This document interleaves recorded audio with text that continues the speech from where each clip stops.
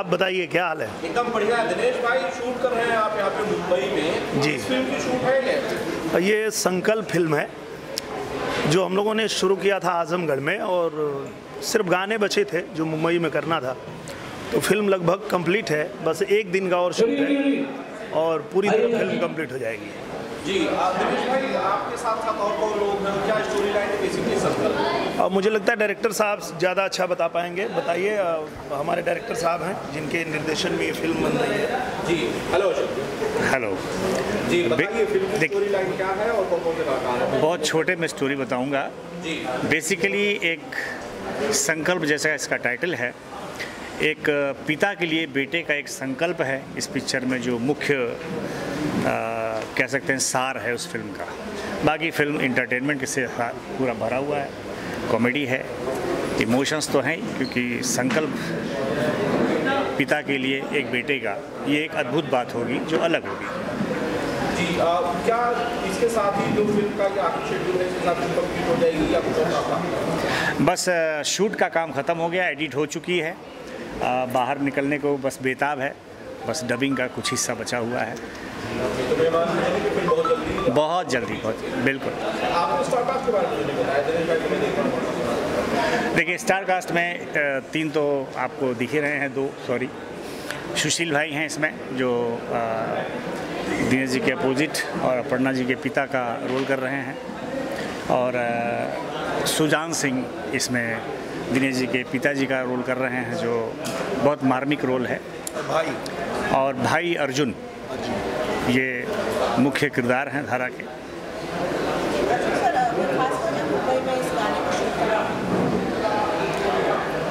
देखिए, हम लोग वहाँ पे इतनी गर्मी में शूट करते तो वो रौनक चेहरे का नज़र नहीं आता, और यहाँ पे सुकून से कर रहे हैं क्योंकि वो जो ताजगी चाहिए इन गानों में वो पूरी मिलेगी। बहुत बढ़िया। आप बताइए कैसा सॉन्ग आप शूट कर रहे हैं दिनेश जी के साथ, क्या कुछ कहना चाहिए? काफ़ी कुछ सीखने को मिला इस फिल्म को करने के बाद। तो फर्स्ट ऑफ ऑल तो मैं थैंक यू करना चाहूँगी पूरी टीम का, राजघराना प्रोडक्शन का, दिनेश सर का, अशोक सर का। बहुत मज़ा आया ये फिल्म करके, और आज हमारा इस मूवी का लास्ट शेड्यूल है और आखिरी दिन है, तो थोड़ी सी इमोशनल भी हूँ और बहुत मज़ा आ रहा है। तो मैं दर्शकों से यही बोलूँगी कि ज़रूर देखिएगा आप इस फिल्म को। बहुत कुछ है इस फिल्म में, एक बहुत ही, जैसे कि सर ने बताया, एक पिता और एक बेटे की कहानी है, लव स्टोरी भी है, अच्छे अच्छे गाने देखने को मिलेंगे। तो बस अपर्णा, आपने दिनेश भाई की फिल्में पहले देखी रही होगी, फिर आपको आपका करियर जो है अभी लेके शुरू हुआ, बहुत बड़ा करियर आपका होगा।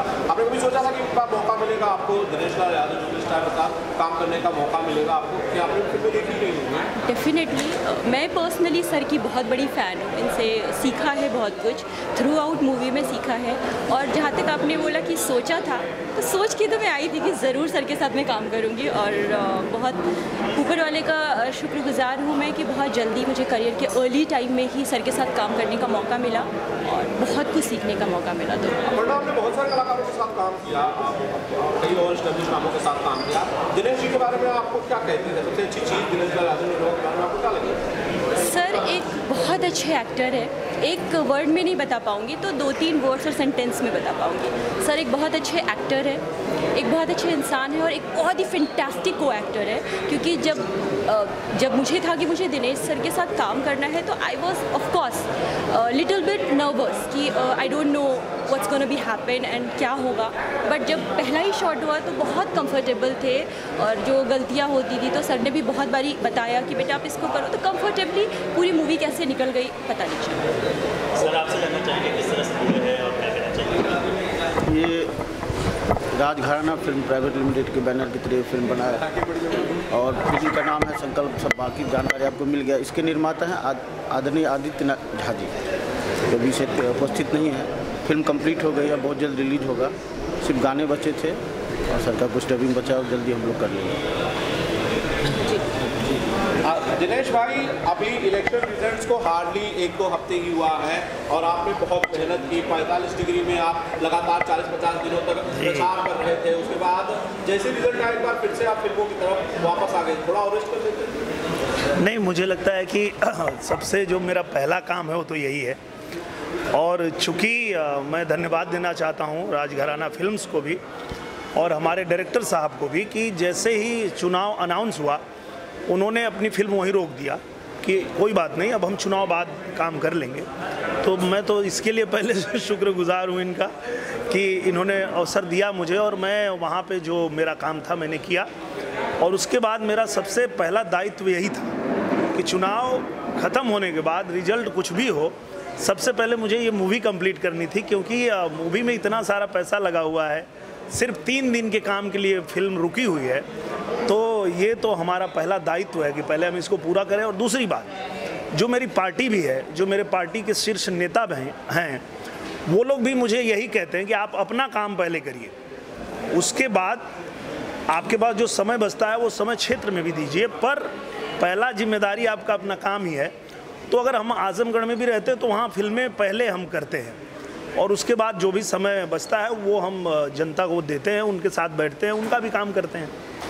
दिनेश भाई, हालांकि परिणाम आपके अनुसार नहीं आ पाए, वो रिजल्ट जो है इलेक्शन के वो उस हिसाब से नहीं आ पाए जिस हिसाब से आपने मेहनत की। अब प्रायोरिटी क्या होगी दिनेश की? क्या फिल्में पहली प्रायोरिटी में होंगी कि पहले सिर्फ फिल्में करेंगे, या जिस तरह से आजमगढ़ में आप लगातार रहते थे, ज़्यादातर वक्त आजमगढ़ में देते थे, उसी टाइम को स्टिक करेंगे? जैसे ही चुनाव के नतीजे आए, मैं सबसे पहले मिला महाराज जी को, हमारे पूज्य योगी आदित्यनाथ महाराज जी को मिलने के बाद मैंने उनसे पूछा कि आगे आदेश क्या है।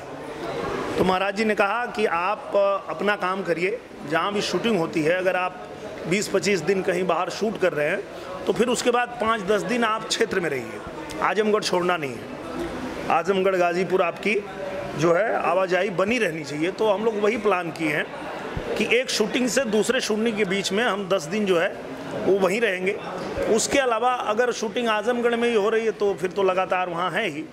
अगर हमें बाहर, जैसे अभी हम मुंबई में कर रहे हैं, इसके अलावा अभी कहीं शूट करना पड़े तो भी वो 2 फिल्मों के बीच में हम 5 से 10 दिन आजमगढ़ में रह के और वो क्षेत्र का भी हमको काम देखते रहना है।